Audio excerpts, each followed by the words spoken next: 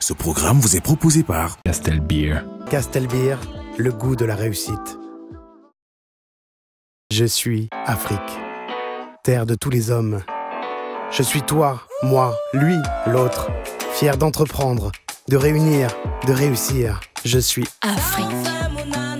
Mélange de vie, de langue, de couleurs, de parfums, de goût fort. Je suis libre, créatrice inspirée, sensuelle et vibrante. Je suis Afrique des réussites nouvelles. Castelbeer, le goût de la réussite.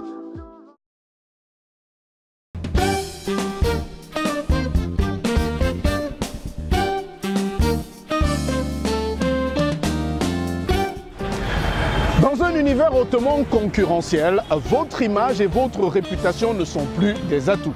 Ils font partie de votre identité professionnelle. Que vous soyez employeur, employé ou tout simplement en reconversion, maîtriser votre personal branding, c'est vous démarquer, inspirer confiance et surtout créer des opportunités. Votre marque personnelle, c'est ce que disent les gens de vous lorsque vous n'êtes plus dans la pièce. C'est ce que dit Jeff Bezos. Ce soir donc, Carrière vous propose des conseils et astuces pour pouvoir maîtriser votre personal branding et en faire un atout majeur dans votre carrière professionnelle. C'est avec les conseils de notre coach en développement, Roland Kwemen, que nous retrouverons tout à l'heure dans la rubrique coaching. Mais avant, naturellement, nous vous proposons le parcours atypique et unique d'une icône de la musique camerounaise, mais aussi les rêves audacieux d'une entrepreneure camerounaise qui a fait des jeux de société son personal branding. Voici Carrière et voici le sommaire de Jocelyne Zoandeng.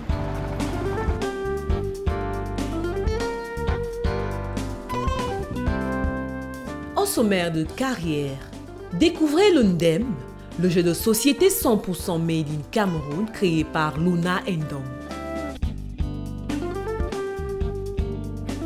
En Success Story, Ruben Binam vous entraîne dans une balade tout en musique sur les traces de son parcours inspirant. Enfin, dans le coaching du mois, conseils et astuces pour maîtriser votre personal branding avec Roland Kwemen.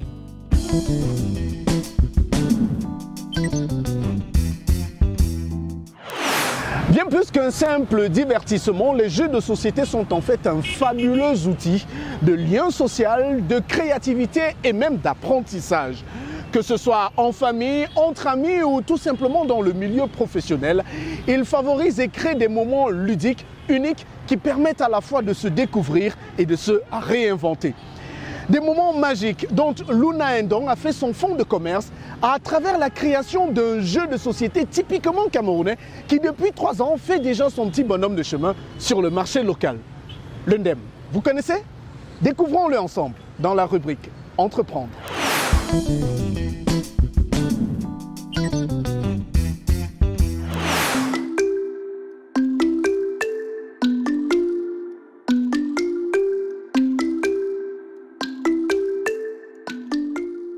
Bonjour, je suis Manuela Moukamedong, je suis à la tête de l'entreprise Sélénite Group, l'entreprise qui produit et design le jeu de société l'Undem. Si vous ne le connaissez pas, venez, on va vous le faire découvrir. Nice.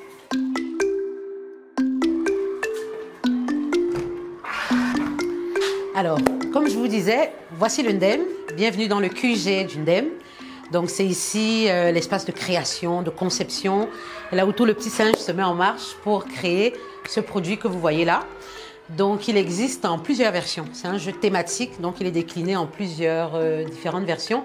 Voici la version classique, donc celle que le grand public connaît, parce que c'est la première version qui a été mise sur le marché. Il y a une version chrétienne, donc développée pour redécouvrir la Bible tout en s'amusant de façon vraiment originale. Et une version destinée pour les couples. Donc ça permet de resserrer les liens entre couples et de se redécouvrir un peu. Donc, l'histoire du Ndem a commencé par une conception manuelle, avec une version un peu collector que je garde ici précieusement, qui commençait vraiment sur un format A4, avec des crayons de couleur de mes filles ou de mes neveux. Et ça a évolué parce qu'au fil du temps, quand c'est testé, on se rend compte que si vous jouez autour d'un pot, comme se fait le jeu, il y a des petits éclats d'eau ou de boissons qui peuvent être versés, donc ça devient compliqué. Donc, il a fallu plastifier. Ça, c'est encore la version amateur, hein. Donc, on a plastifié comme ça et ensuite, on est passé à un format plus grand.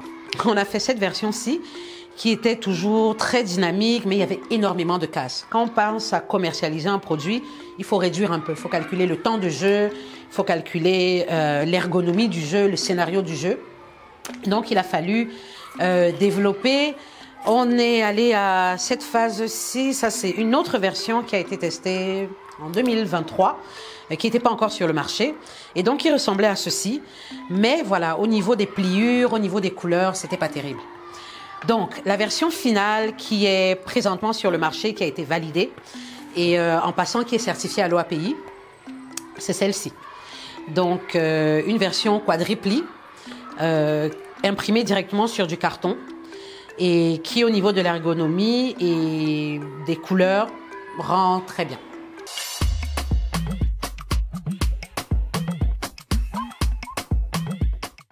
Sélénite, c'est groupe. Pourquoi? Parce que c'est une entreprise qui regroupe plusieurs petites entreprises qui font dans des domaines différents. J'ai travaillé longtemps en entreprise. J'ai aimé ça, vraiment. Ça m'a formé, ça m'a donné un bon carnet d'adresses. Et après, j'ai ressenti le besoin vraiment de me lancer par moi-même. À la base, même, je suis formée en management de la qualité. Donc, j'aide les entreprises à mettre en place leur système de management. Je l'ai très bien fait dans différentes entreprises et je me suis dit, autant le faire à mon compte pour moi-même. Bon, à la base, déjà, je suis quelqu'un qui aime jouer. Moi-même, j'aime jouer, j'aime découvrir, j'aime créer, j'aime dessiner. Et je suis tout le temps en train de chercher des idées, des activités pour comment m'occuper de façon intelligente et créative. Donc, j'ai ce jeu que j'ai développé depuis 3 ans, mais je le faisais de façon artisanale, donc à la main. Et je n'avais pas vraiment pensé le commercialiser. Sincèrement, ce n'était pas mon objectif. Je l'amenais chez des amis, dans la famille. Et je me disais, bon, c'est notre délire entre potes. Je ne pensais pas que ça pouvait donner. Donc, c'est des amis qui m'ont fortement recommandé de me lancer, de le produire. Et il faut le dire, ce n'est pas dans les habitudes de divertissement des Camerounais. C'est vraiment pas connu, ou c'est réservé à une certaine classe, parce que ça a un coût. Et le besoin aussi pour moi de reconnecter les familles. Le côté vraiment rassemblement, fédérateur qu'il y a autour d'un jeu. J'ai trouvé ça important de le mettre sur le marché pour que les familles redécouvrent le plaisir de passer du temps ensemble.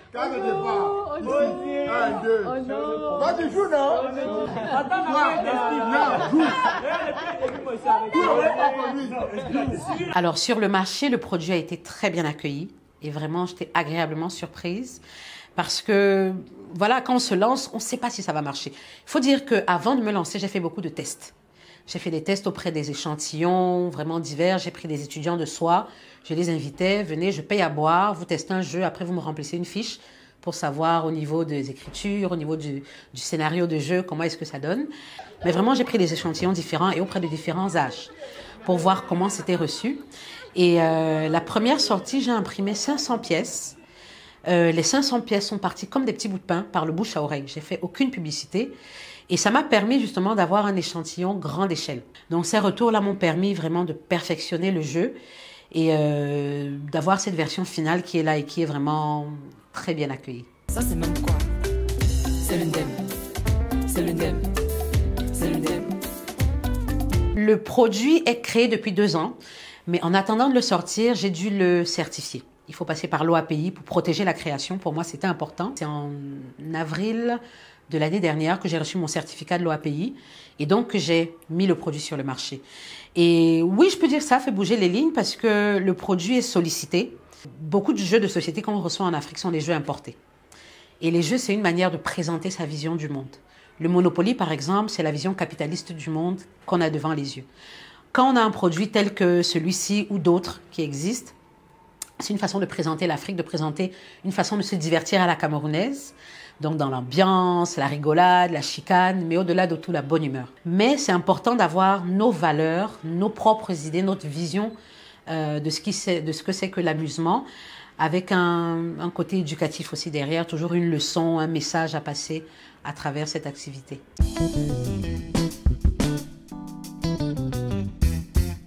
Les relations avec la grande distribution, c'est très compliqué.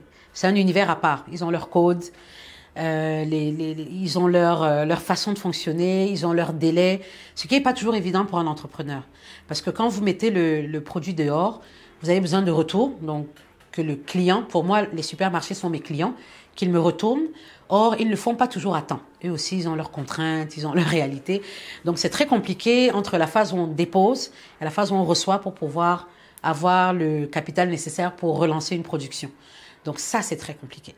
Au niveau des utilisateurs, j'ai pas eu de complications, mais sinon, des remarques. Quand on sort un jeu, on fait les instructions de jeu, par exemple. Ça, c'était la phase la plus compliquée. Parce que toi, dans ta tête, ton produit, il est complet, tu le comprends. Mais quand il faut l'expliquer à un individu, on se rend compte, il faut vraiment détailler comme si on parlait à un enfant d'1 an. Vraiment ligne par ligne, mot par mot, case par case.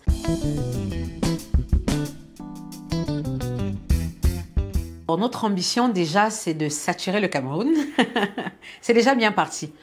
Le jeu est disponible en anglais aussi, donc pour le moment, on veut atteindre les zones anglophones, mais vraiment en profondeur. Le jeu est camerounais, mais il n'est pas jouable que par des Camerounais. C'est-à-dire le concept du jeu, il peut être joué à travers le monde. Les perspectives pour l'année prochaine déjà, c'est d'attaquer la sous-région. On a déjà des entrées au Gabon, bientôt pour le Congo-Brazza. La Côte d'Ivoire aussi, on va essayer d'aller tâter le terrain cette année.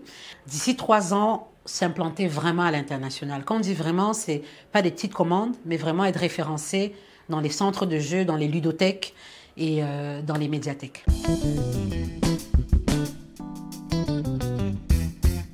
On dit souvent, il faut croire en ses rêves.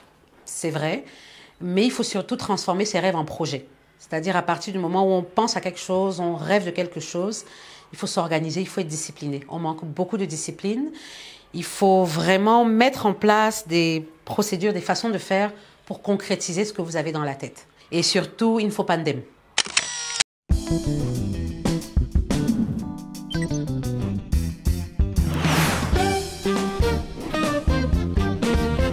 I am Africa, land of all mankind. I am you, me, him, them. Proud to create, to unite, to succeed. I am Africa. A mixture of life, languages, colors, flavors. I am free, inspired creator, sensual and vibrant. I am Africa of new success stories. Castle Beer, the taste of success.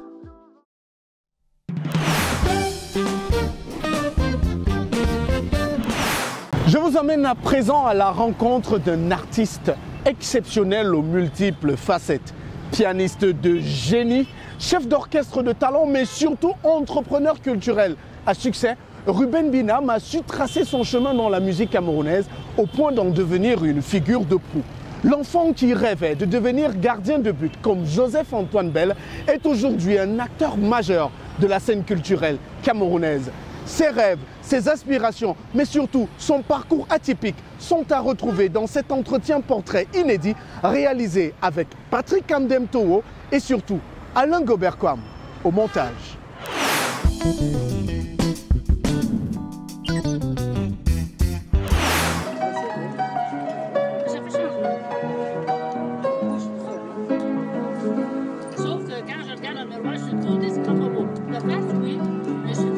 C'est un virtuose. C'est un homme atypique. Nous autres, ils ne nous envoyaient pas à l'extérieur.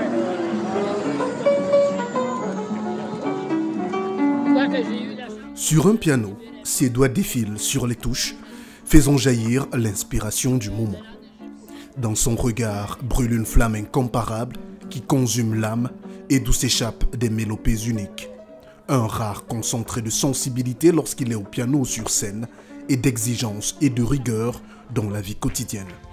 Un artiste engagé, déterminé à mener ses combats pour une meilleure reconnaissance du statut de l'artiste au Cameroun.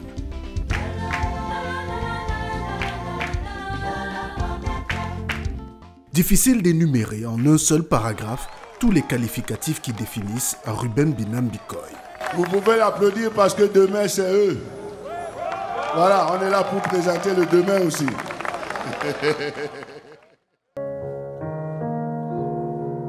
Rencontre avec l'un des gardiens du temple, un défenseur acharné de la musique live dans le respect des canons établis.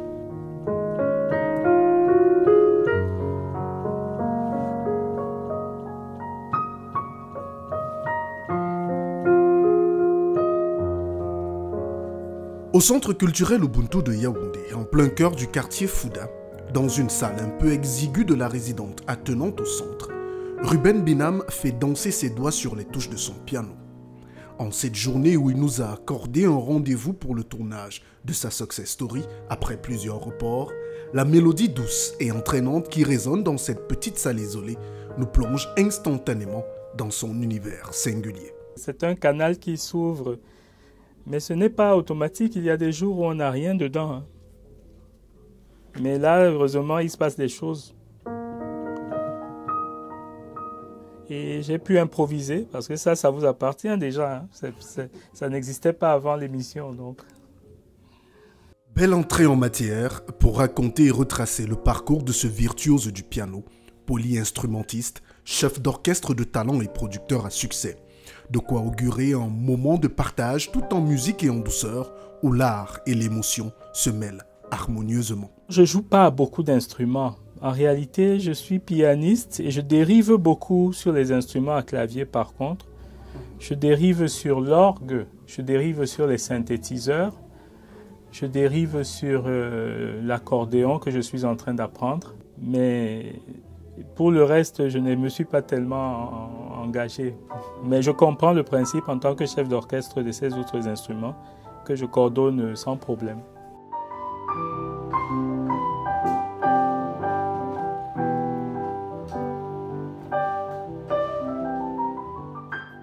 Né un 21 juillet au milieu des années 70 à Yaoundé, Ruben Binam est le fils du professeur Charles Binam Bikoy, figure très connue de l'intelligentsia et des milieux culturels camerounais et africains. Son enfance, un lien indéfectible avec l'art et la musique. Je n'ai pas choisi la musique. Je raconte souvent cette rencontre comme l'histoire de Jonas dans la Bible. Ce type-là, il ne voulait pas aller à Ninive et puis il a échappé par tous les subterfuges et puis finalement il s'est retrouvé dans le ventre de cette baleine-là et puis finalement il s'est retrouvé à Ninive à faire ce qu'il avait à faire là-bas. Je crois que c'est un peu mon histoire avec la musique parce que d'abord j'arrive dans une famille où personne ne choisit son père. Mon père, il vient de fonder le YUM, quoi. Le Yaoundé University Music, avec ses copains, ils ont mis ça en place autour des années 72. Moi, j'arrive quelques temps après, mais il est à fond dans l'art, la musique, l'écriture. Qu'est-ce que j'ai fait, moi, pour arriver là-dedans? Et puis, finalement, je trouve mon chemin autour de 6, 7 ans, 8 ans, plutôt dans le dessin. Et c'est ça que j'aime faire.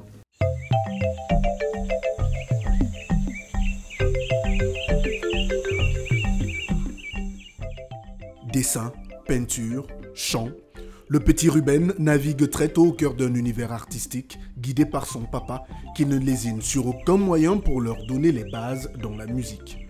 Pourtant, pour le jeune homme, la musique à cette époque des premiers amours est plus une corvée familiale qu'autre chose. La musique, encore à ce niveau-là, elle est à la maison.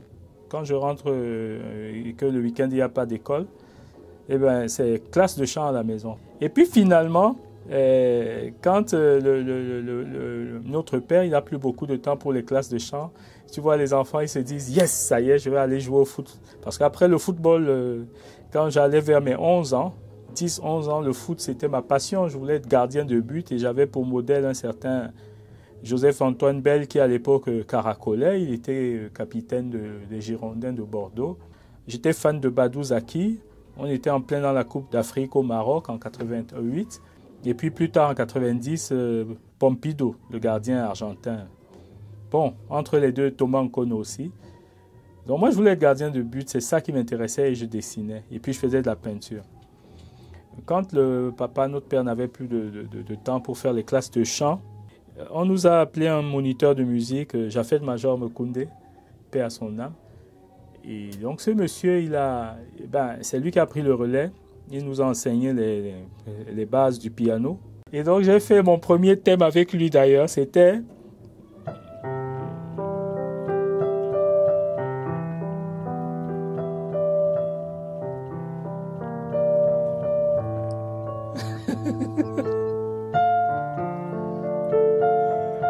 Bon, si je la joue aujourd'hui, je ne la jouerai pas comme ça. Hein. Je vais vous la jouer aujourd'hui.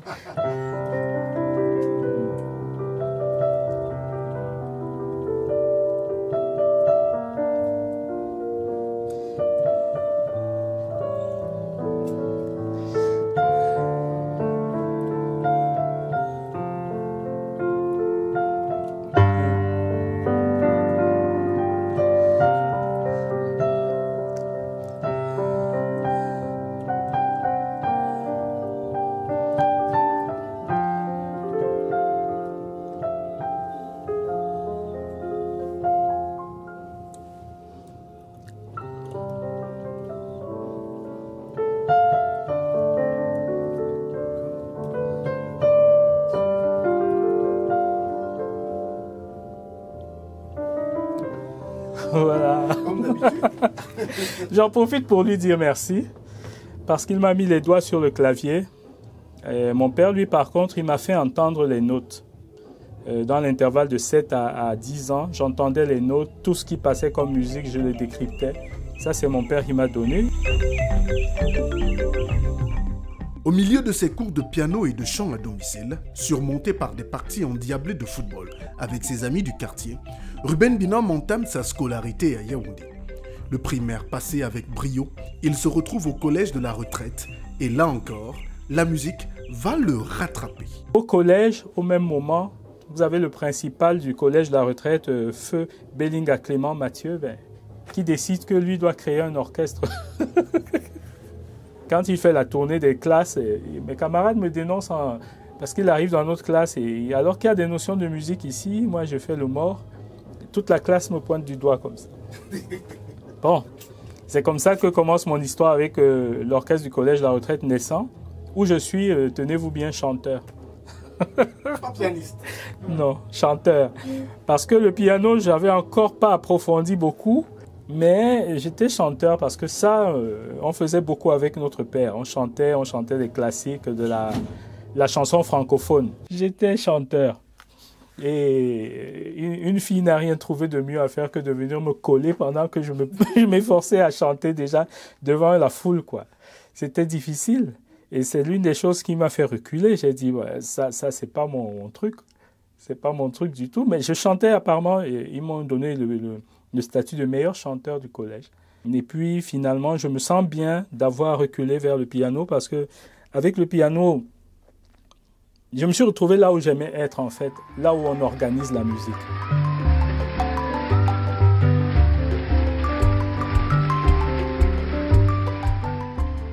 Pendant 2 ans, Ruben dirige l'orchestre du collège de la retraite et apprend sur le tas les bases de ce qui sera plus tard son métier de tous les jours.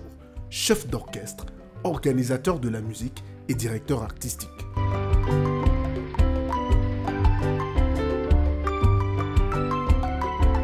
Plus tard, à l'Université catholique d'Afrique centrale, qu'il intègre en 1994, il imite son père qui, une vingtaine d'années plus tôt, avait créé le Yaoundé University Music Band. Ruben met sur pied la Cato Music Band. Tous les week-ends, je faisais de la musique. À votre avis, c'est moi qui dois me plaindre d'avoir... Donc, je pense qu'au fond de lui, il savait qu'il aurait un musicien. Hein. Vous savez, les aînés, ils sentent des choses que nous, on ne sait pas. Pourquoi il insistait autant, en fait? Puisqu'aucun de mes frères et sœurs, finalement, n'a fait de la musique, c'est moi qui en fais. Donc, ça veut dire qu'il plantait une graine. Je crois que je ne suis pas en contradiction avec les attentes de mes parents, parce que, paradoxe et paradoxe, l'instrument sur lequel j'ai appris à jouer, c'est ma mère qui l'a fait venir. Je vous parle des années 87 quand même, hein, faire venir un orgue de la France, là-bas, loin à Bordeaux, jusqu'au Cameroun, il faut le vouloir quand même. Donc si cette dame qui est ma mère et que je salue, le professeur Binam Fidèle, a fait tout ça pour que l'orgue arrive dans le salon à Yaoundé ici, ben, c'est qu'il n'y a pas de hasard. Et puis finalement, mon père m'avait appris les notes. Pourquoi ? 7 ans, 10 ans, j'apprends les notes. 10 ans, 12 ans, 10 ans, j'entre dans le clavier. Ensuite, toute la suite, jusqu'à mes 20 ans, je suis dans les orchestres scolaires, universitaires. Où est-ce que j'ai eu ma respiration, moi ?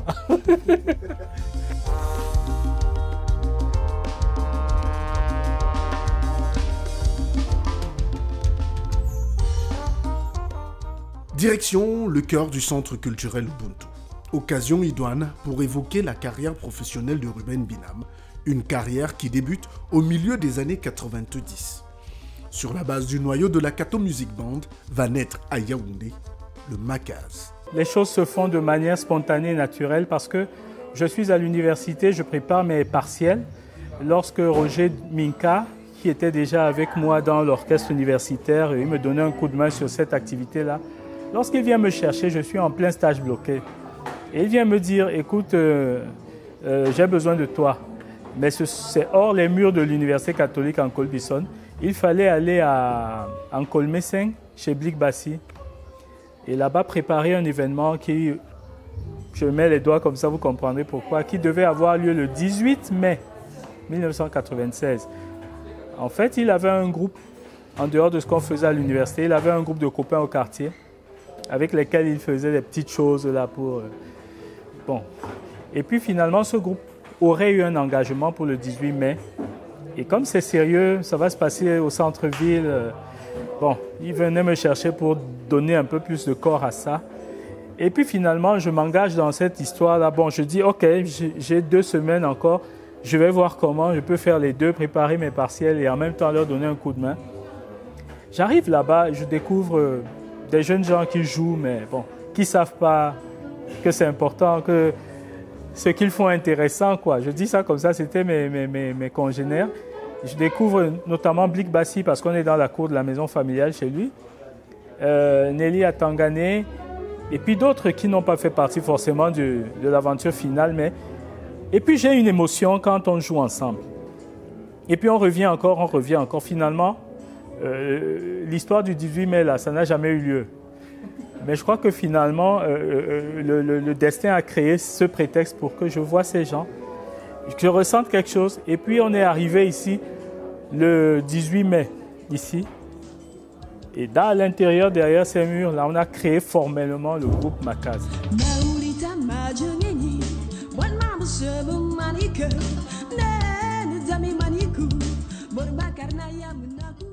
Le nom, une évocation au refuge naturel que constitue la case familiale.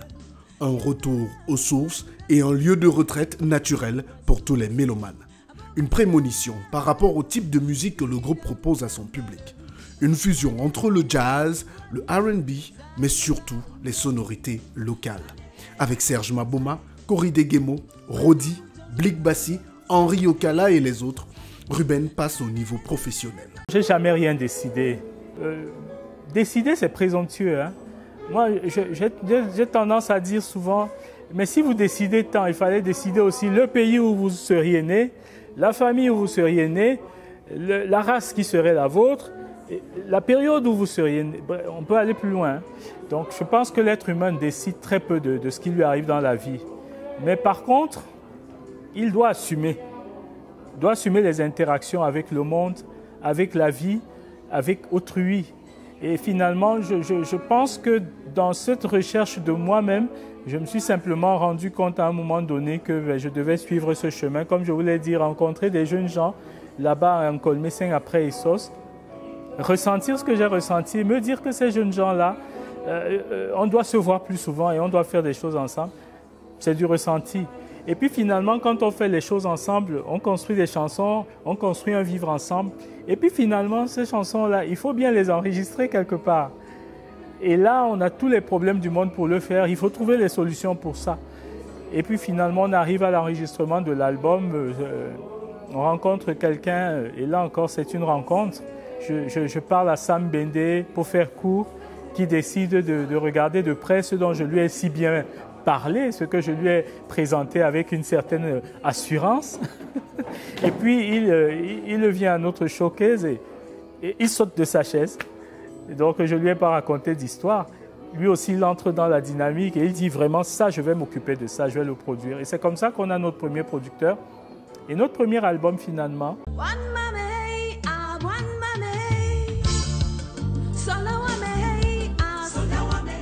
le premier album, produit par Sam Bende, est un succès total. Le titre Etam tourne en boucle dans toutes les stations radio et télé du pays et du continent. Il vaut d'ailleurs au groupe le prix de révélation de l'année 1999 au Cameroun. Prix découverte RFI en 2001 et meilleur groupe espoir d'Afrique au Kora Awards en 2003, entre autres distinctions. Makaz devient rapidement une référence sur le continent et se forge une solide réputation.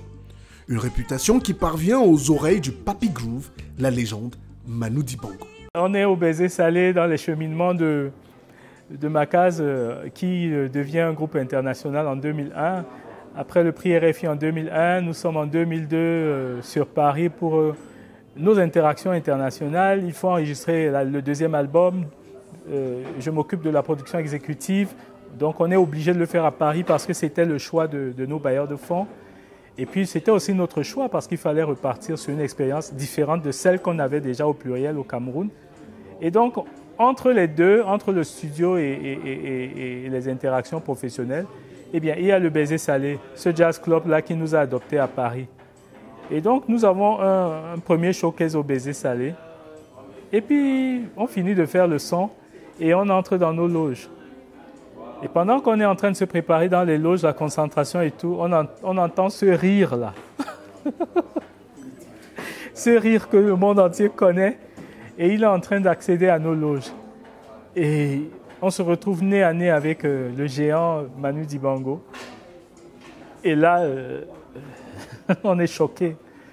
Et il est venu nous saluer et nous féliciter parce que, et je cite ses propos, très peu de jeunes artistes musiciens du Cameroun auraient eu le courage de venir dans un jazz club à Paris pour commencer, quoi. Je n'oublierai jamais. Et le fait qu'il soit venu là, je ne savais pas qu'il y avait une perspective avec lui. Nous, on s'est dit, ah, il est venu. Et ensuite, il nous a écoutés pendant quelques temps. Il était heureux, il était dans le public. Je vous laisse imaginer ce que c'est que d'être assis en 2002 à Paris, dans un jazz club pour la première fois, et d'avoir Manu Dibango dans le public. Après cet épisode français, nous, on ne savait pas qu'il y aurait une suite au Cameroun. Et voilà que Manu Dibango débarque en 2003 au Cameroun. Et il est invité dans le cadre de l'ouverture d'un lieu qui s'appelait à l'époque la Pêche Music Hall. Et il décide qu'il va faire cette ouverture avec nous. Et c'est comme ça que va commencer la vraie aventure entre Manu et Makaz. Après la Pêche Music Hall, nous sommes embarqués pour Montréal en juillet 2003. Et nous nous retrouvons en Amérique du Nord à jouer avec Manu Dibango dans le cadre d'un festival, les Nuits d'Afrique.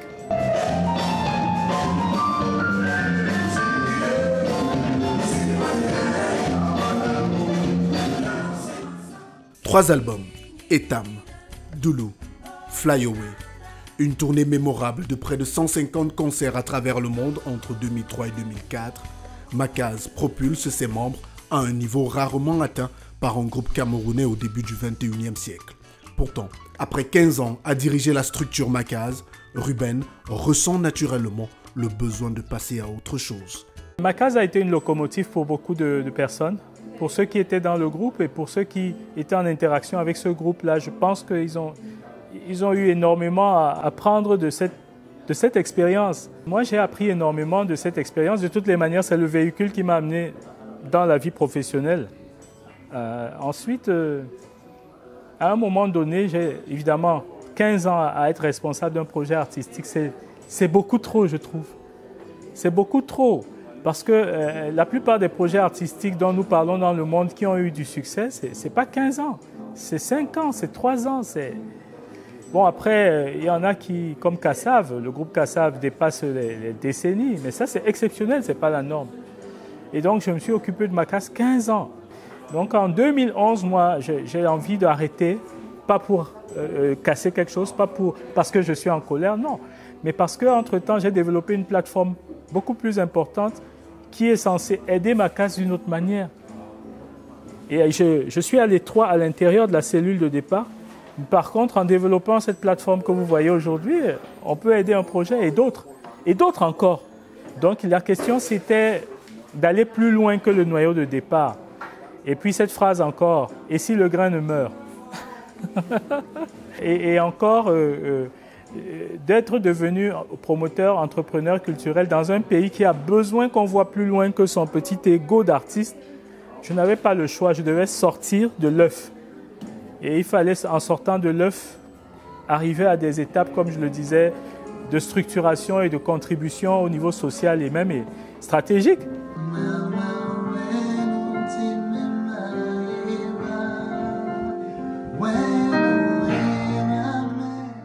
Désormais, de l'autre côté de la pièce en back-office, Ruben adosse le costume de directeur artistique et chef de projet pour de nombreux artistes venus solliciter ses services. Son expérience avec le Macaz a fait de lui une référence dans le milieu. Avec Alizé Équateur, la maison de production qu'il fonde en 2004, il produit et accompagne une centaine d'artistes camerounais, les plus connus, le groupe Ex Malea, dont la rencontre est tout autant anecdotique que spéciale. Je m'en vais aux répétitions chez Macaz. Je n'ai pas prévu que je vais rencontrer des gens qui vont me demander d'être producteur. Et puis finalement, ils viennent me voir et ils décident que je dois travailler avec eux. Je dois devenir leur directeur musical en quelque sorte. Et puis finalement, de directeur musical, je deviens leur producteur sur un album. Et puis on coproduit le deuxième album parce qu'ils sont en train de grandir aussi dans la profession. Et c'est comme ça qu'en 2002, ils me donnent donc cette occasion de passer de l'autre côté. C'est eux qui ont fait de moi un producteur. Après, je l'ai été pour plein d'autres artistes, plus d'une trentaine d'ailleurs. Et ça revient encore une fois à ce que je disais. Ce sont les situations qui nous choisissent.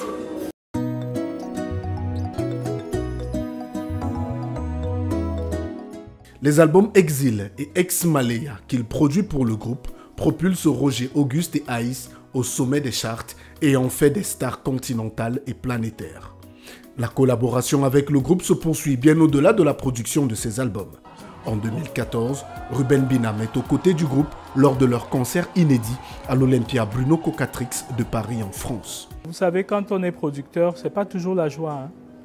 Il y a beaucoup d'ingratitude, ça c'est connu. Beaucoup d'artistes qui passent par vos mains et qui ne sont pas reconnaissants, qui ne savent pas dire merci. Parce que pour être producteur, il faut aimer les gens. On ne s'enrichit pas en étant producteur de musique. Je sais de quoi je parle. Pour être producteur de musique, il faut vraiment avoir envie d'aider les autres. Et parfois, on y met tout ce qu'on a. Et donc, merci à Ex Malea parce qu'ils m'ont rendu fier. Et ils m'ont rendu cette reconnaissance-là. Ils n'ont jamais manqué de donner de la force à ce que nous avons fait ensemble et surtout de la reconnaissance vis-à-vis de cette interaction. Donc ça me rend plein de gratitude et de joie. Je leur souhaite le meilleur malgré les différentes difficultés qu'ils ont pu connaître, que je sais qu'ils vont surmonter. Je leur souhaite le meilleur, quel qu'il soit, qui qu'il soit d'ailleurs. Pour moi, il n'y a qu'un Ex Malea.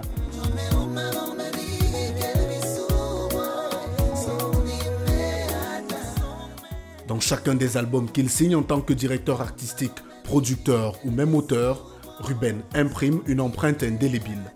Il met un point d'honneur à promouvoir les valeurs universelles de la musique et surtout une authenticité à respecter. Ça fait partie d'un principe de vie parce que aujourd'hui, l'idée, c'est pas moi que je sois la star.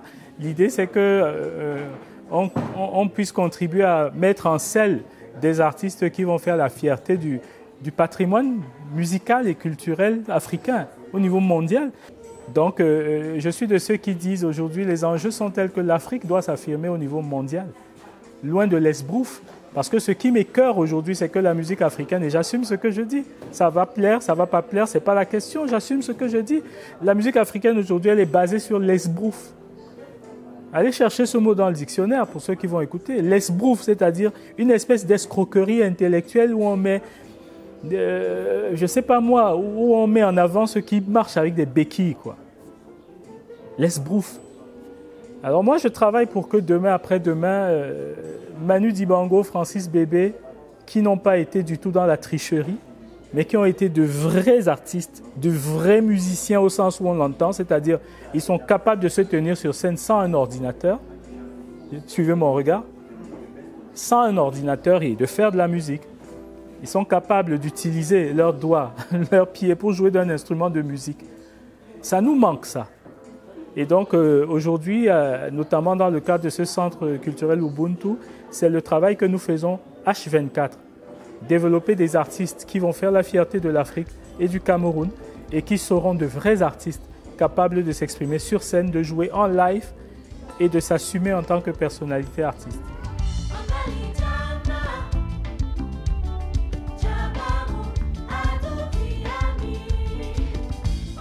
Une identité qu'il préserve et transmet aux membres du collectif Kemit 7 qu'il a formé et avec qui il écume désormais les scènes du pays et du continent. Le Kemit 7 collectif est encore une cellule de départ.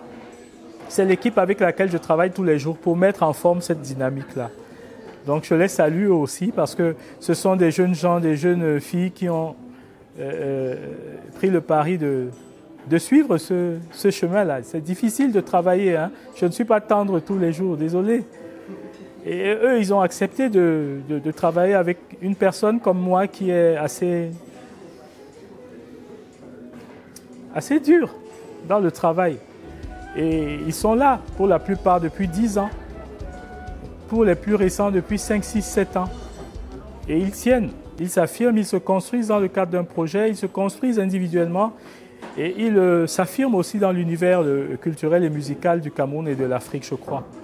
Donc le Kemit 7 collectif, c'est une idée de ce que je suis en train de défendre pour la perspective de la musique africaine moderne.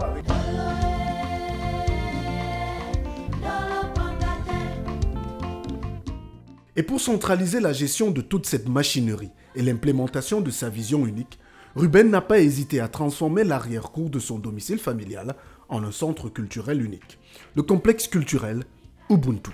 C'est la case où chaque fois que je partais sur les routes, avec ma case, avec Ex-Malea, avec Manu Dibango, c'est là où je revenais.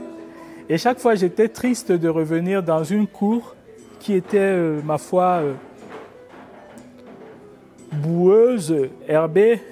Et après avoir vu des endroits dans le monde comme ça, pas plus grands d'ailleurs que cette cour, parfois, on faisait 20 heures d'avion et on arrivait à un endroit qui était 4 fois plus petit que ça.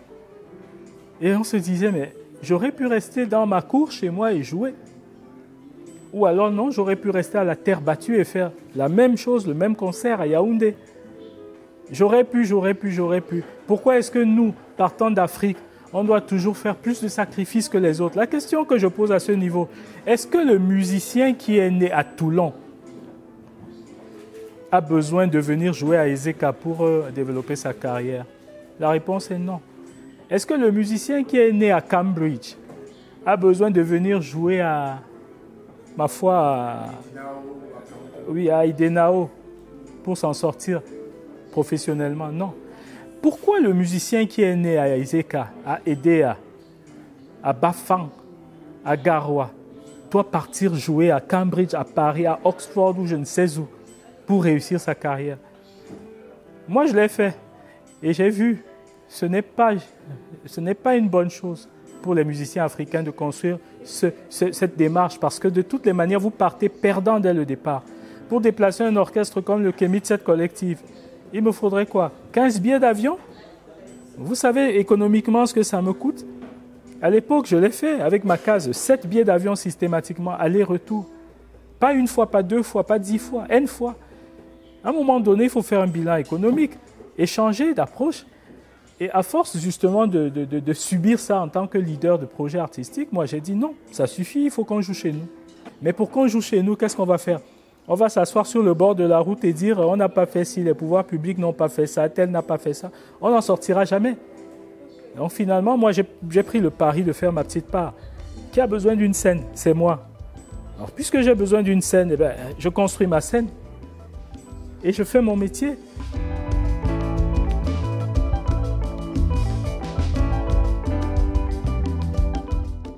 Loin d'un simple espace de concert et de spectacle, Ubuntu, sous l'impulsion et la vision de son promoteur, se développe au fil des ans et propose au public un espace récréatif, créatif et de transmission des savoirs artistiques.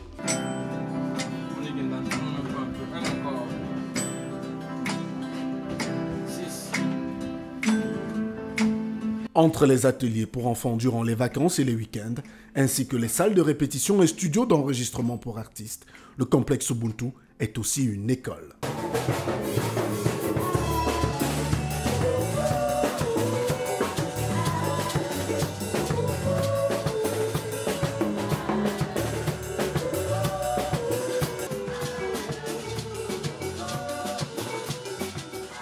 Exigeant et intransigeant sur la qualité du travail, Ruben suit à la loupe le boulot de ses collaborateurs et apprenants, n'hésitant pas à mettre la patte dans le cambouis si nécessaire.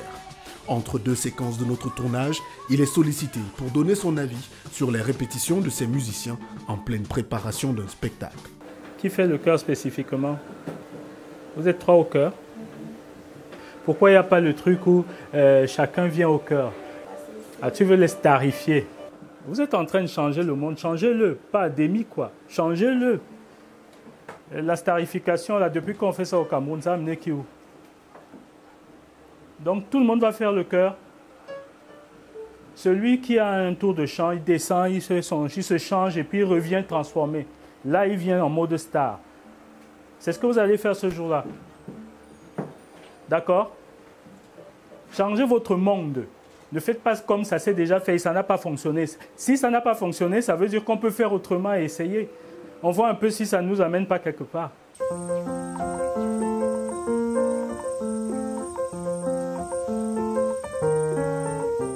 Direction le bureau. C'est ici que Ruben arbore son autre casquette, celle de gestionnaire et chef d'entreprise. Je suis la veine des projets qui me sont confiés ou qui se construisent devant moi. Et le management, c'est quelque chose qui m'a happé. Je ne souhaitais pas forcément m'occuper de ces aspects-là.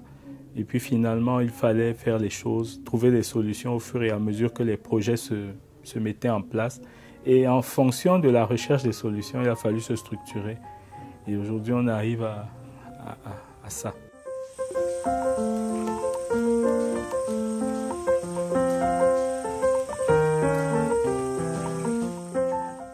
Dans cet espace où il se retrouve très souvent en matinée, il a une vue globale sur ses projets et surtout sur l'avenir qu'il souhaite donner à Ubuntu.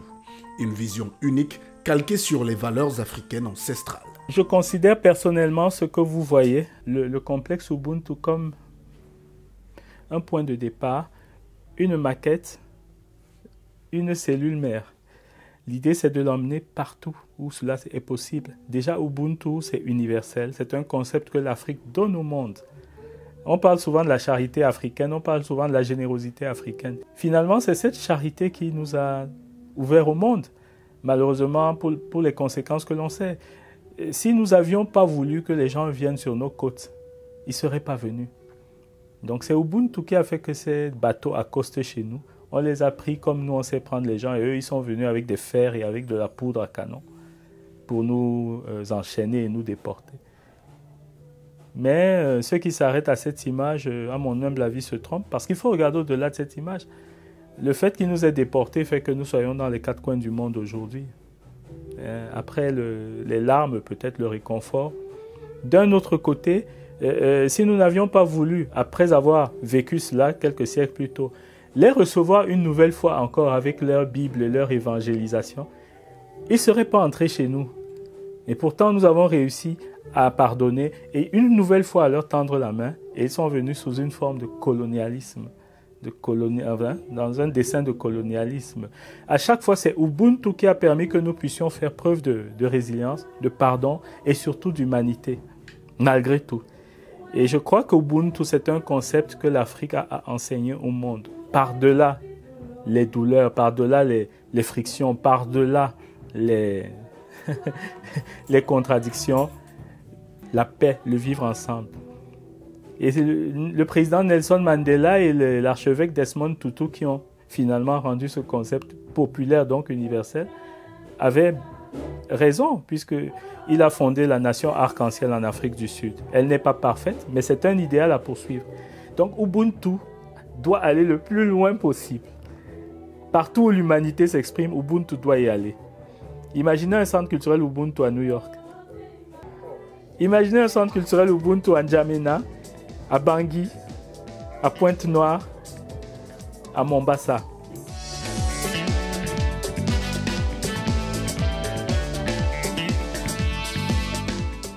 En attendant d'aller conquérir le monde avec sa vision, Ruben Binam Bikoy n'oublie pas le plus urgent: redorer le blason des artistes au Cameroun, sa terre natale. Ma plus grande fierté, c'est de faire vivre la musique au Cameroun, modestement. Je regrette le mépris qu'on a pour les artistes au Cameroun. Pourtant, ce pays n'a que les artistes. Que ce soit dans le domaine du football, du basketball, de la boxe, qu'est-ce que je vais citer comme sport, du volleyball, j'en oublie, du judo. Que ce soit dans le domaine de la musique, du théâtre, de la littérature, nous n'avons que des arts. Parce que tout ça, ce sont des arts, des formes d'expression artistique finalement. Comment est-ce qu'on peut comprendre qu'un pays qui a tout à gagner avec les artistes, au sens large du terme, méprise tout ce qui est savoir et art? À mon humble avis, la question est d'abord structurelle. Si vous étiez enseignant et que vous n'aviez pas une école pour transmettre les savoirs, vous ne vaudriez rien. Pour être un bon enseignant, il faut avoir une salle de classe avec un tableau de la craie. Pour être un bon chauffeur, il faut avoir un véhicule. Et je pense que le jour où les artistes au Cameroun auront l'infrastructure pour exercer ce métier, je parle de la formation, je parle de la production, je parle de la diffusion et de la valorisation sur les scènes et dans les espaces, et je parle enfin des médias acquis à leur cause. C'est-à-dire des personnes qui comprennent la valeur de ce travail et qui sont en interaction positive avec ces gens-là qui créent et qui produisent des œuvres, des biens culturels. Vous verrez que la donne va changer. Nous n'inventons rien, nous devons nous arrimer à un monde qui a déjà montré un certain nombre de solutions par ailleurs.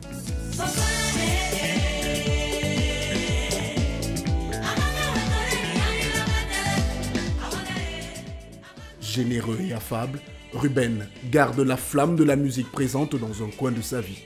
Elle, qui ne le quitte jamais et qui guide ses pas depuis les premières notes à lui transmises par son papa et son maître de piano. Un destin forgé par le travail et la persévérance qui fait de Ruben Binam Bikoy une référence au Cameroun et en Afrique dans le cercle fermé des chefs d'orchestre qui comptent. La vision appelle ses moyens. Moi j'y crois, j'ai toujours cru en tout ce que je fais. Je ne me suis jamais posé la question du comment. Parce que comme je vous ai dit, ça ne nous appartient pas, ça appartient aux hautes entités. Ces forces-là qui nous inspirent et qui nous font la faveur de nous lever chaque jour. La question est toujours celle de savoir pourquoi on s'est levé ce matin. Et quand on trouve la réponse, eh bien, les moyens pour ce faire arrivent d'eux-mêmes. Tu sais ce que je pense de toi. Tu sais que tu es un homme atypique. Tu sais ce que nous on partage, l'art que nous on partage et les sacrifices qu'on endure tous les jours. Je voudrais te dire de rester tout simplement simple comme tu es. Que Dieu te prête encore longue vie parce que voilà, il y a les générations futures et on a beaucoup de choses à laisser à la postérité.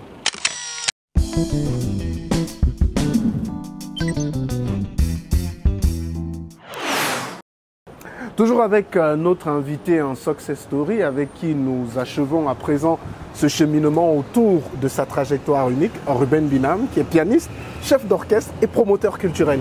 Ruben, après 35 ans de carrière dans la musique camerounaise, quel est le conseil que tu peux donner à la jeunesse qui te regarde ce soir? Le conseil que je pourrais me permettre de donner aux plus jeunes, c'est d'être résilient. Se souvenir que la vie nous a choisis et qu'aucun de nous n'a choisi de vivre. Se souvenir qu'aucun de nous ne peut avoir la prétention d'ouvrir son propre chemin pour avancer. Se souvenir quand même qu'au-dessus de nous, il y a des forces qui favorisent et qui, à un moment donné, quand elles ne favorisent pas, souhaitent qu'on apprenne un peu plus avant d'avancer. Parce que j'entends souvent cette phrase « tu dors, ta vie dort ». Une phrase qui nous amène à faire beaucoup de bêtises. à faire beaucoup de mauvais choix parce qu'on pense que tout part de notre petite personne. Donc simplement leur dire, ayez confiance en la vie. Parce qu'in fine, c'est elle qui décide. Et il faut être une bonne personne. Parce que si vous êtes une bonne personne, aucun chemin ne sera fermé pour vous. Ça, c'est très important. Secret. That's the secret. Merci beaucoup, Ruben, de nous avoir permis de refaire ce parcours unique avec toi. Merci. Merci à toutes les. Qu'est-ce qu'on peut te souhaiter? Longue vie, bonne santé, pour que je puisse travailler encore. Ça, c'est très important. Merci beaucoup, Ruben. Merci à vous. Merci à toute l'équipe de Carrière.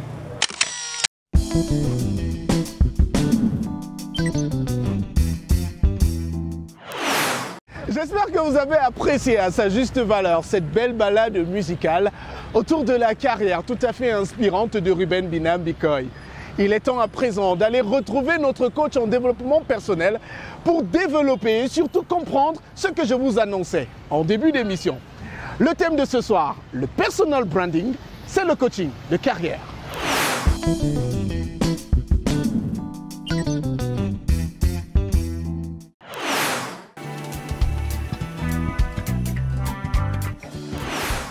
Chers leaders, salut! Je suis Roland Kwemen, coach et formateur en leadership, fondateur du cabinet Go Ahead Africa Limited. Bienvenue à cette session de coaching. Comment créer son personal branding? Le marketing personnel ou le personal branding ou alors le marketing de soi-même, c'est le fait de manager les compétences d'une personne, ses valeurs et sa valeur ajoutée pour son entourage, son public professionnel, son positionnement, son image, comme on market un service. On ne peut pas parler de personal branding sans parler d'identité. L'identité, c'est le caractère permanent et fondamental de quelqu'un, d'un groupe, qui fait son individualité, sa singularité. Quant à la marque, c'est un signe ou un ensemble de signes distinctifs, le nom, le logo, les valeurs, reconnaissables par les consommateurs et créant de la valeur sur un marché pour une entreprise, voire un individu, puisque nous parlons de personal branding. Chers leaders, selon vous, quels sont les 3 adjectifs qui vous qualifient le mieux? À la suite de cette question, nous allons à présent dérouler les 10 étapes pour créer son personal branding. En un, il faut définir sa marque. Et nous connaissons le principe. Une marque, c'est essentiellement une promesse. C'est quoi votre marque? En 2, il faut avoir une spécialité. Vous êtes expert en quoi? En 3, écrire sa biographie. Pourquoi écrire sa biographie? Il est important de pouvoir donner la possibilité aux autres de parler de vous, mais en vos propres termes. En 4, pourquoi pas créer un blog ou un site web? En 5, utiliser les réseaux sociaux professionnels. En 6, développer ses compétences en communication. D'ailleurs, ça fait l'objet d'une des sessions de coaching. En 7, s'impliquer sur les réseaux sociaux en étant actif et non passif. Et en 8, développer davantage son réseau relationnel. En quoi faisant? En étant au service des autres, en étant aussi très actif dans les activités de bénévolat. En 9, savoir dire non, mais savoir quand le dire et comment le dire, car ça va permettre de pouvoir définir le plus rapidement qui vous êtes en termes de structuration de votre personnalité. Et en 10, être compétent et vivre de ses valeurs. Voilà, chers leaders, les 10 astuces qui peuvent permettre de véritablement développer son personal branding. Mais tout l'enjeu du personal branding est de booster la visibilité, la notoriété, mais surtout votre réputation. Chers leaders, nous sommes arrivés au thème de notre session sur le personal branding. Je voudrais à présent partager avec vous ce proverbe africain. Il faut changer le pas de danse quand on change de cadence. À titre de rappel, les leaders d'impact sont des apprenants. Si ces apprendre, ils cessent de performer. Pas de performance, pas de progrès. Madame, Messieurs, c'est ici que s'achève cette édition de Carrière dont les plateaux ont été déroulés ici au rond-point Mecque dans l'arrondissement de Yaoundé 7e. Un merci particulier à toute notre équipe technique pilotée par Alain Gobert-Kwam, mais également à tous les acteurs qui ont apporté une pierre à l'édifice pour la réussite de cette édition, que ce soit Ruben Binambikoy, Luna Ndong ou encore le coach Roland Kwemen. Carrière revient dans un mois avec le même plaisir pour d'autres aventures à la découverte de personnalités inspirantes dont le parcours peut vous servir de modèle pour votre réussite professionnelle. Bonsoir. Ce programme vous a été offert par Castel Beer. Castel Beer, le goût de la réussite. Je suis Afrique, terre de tous les hommes. Je suis toi, moi, lui, l'autre, fier d'entreprendre, de réunir, de réussir. Je suis Afrique. Mélange de vie, de langue, de couleurs, de parfums, de goût fort. Je suis libre, créatrice inspirée, sensuelle et vibrante. Je suis Afrique des réussites nouvelles. Castel Beer, le goût de la réussite.